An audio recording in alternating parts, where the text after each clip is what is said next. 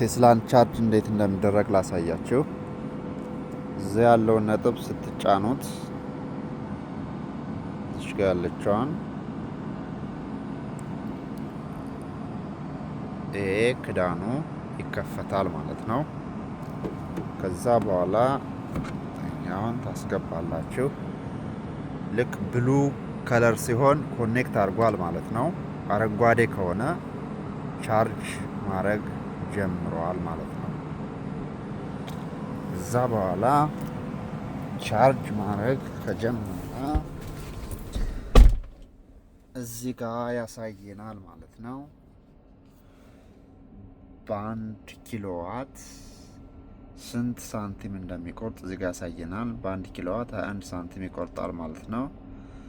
ስለዚህ ጠቅላላ በ21 ሳንቲም አባስቶ የተጠቀመውን ኪሎዋት ዋጋውን ይቆርጣል ማለት ነው። በካርድ አይከፈልም፣ በካሽም አይከፈልም። የሚከፈለው ከመኪናው ሲገዛ ኮኔክት ከሆነው ካርድ ላይ አውቶማቲካሊ ቆርጦ ይወስዳል ማለት ነው።